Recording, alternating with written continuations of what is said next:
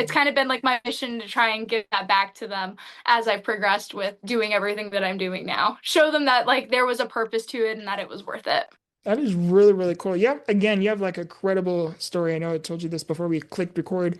And back to your BMX journey, were there ever moments where you maybe doubted, like, should you? I know you mentioned you almost gave up earlier. During those moments where you almost quit and kind of gave up and maybe doubted the journey ahead, what kind of helped you kind of push through moments like that? I know you're spiritual as well, and like what kind of helped you along that process?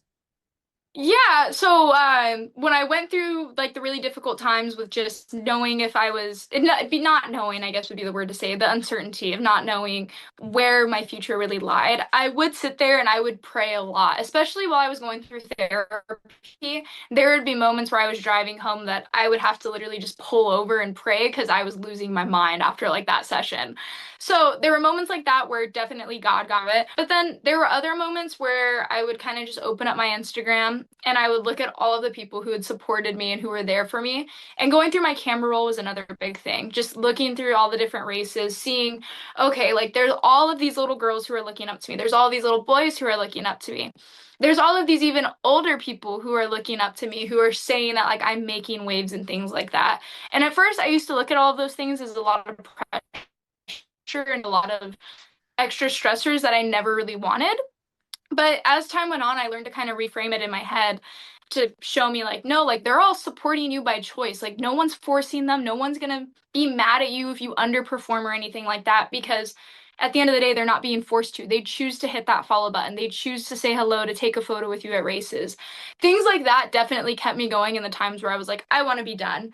But above all, I think looking back at all of my progress and looking back to little 10-year-old Kylie as I was 16, 17, even when I was like 14 or 15, just looking back at like this dorky little kid with these glasses and like this oversized gear because she had no idea what she was doing and seeing how far that I had come, it made all of those things leading up to it like, so what if that race went bad? So what if I got last in that main event?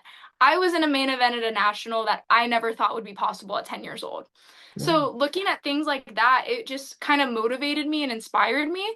And obviously the haters are always going to keep you going because you want to prove them wrong. You want to show, okay, like I'm not focusing on this because of you, but I know that you're watching. So when I do this, it's going to make that even sweeter and like the cherry on top of everything. Like I'm cool with just having the cake, but having the cherry on top of the cake, that is where it's at. I'm telling you when you can see that like they viewed your story after you've done something incredible, you're just like, yeah, how's that? So I think that was definitely something too that would keep me going, like prove them wrong. That was one of my favorite sayings, like doesn't matter, prove them wrong. You don't think you can do it? Prove them wrong. My gym coach would say that all the time. And I would show up, I would complain. I complained for probably 2 years, every single session I did with him. I was like, I don't want to do this today. This isn't what I showed up for. I just want to go ride my bike. And he'd be like, I don't care. And then it would always be like, whenever I'd come back to talk about different race results, he'd always say, okay, well, time to prove him wrong and things like that.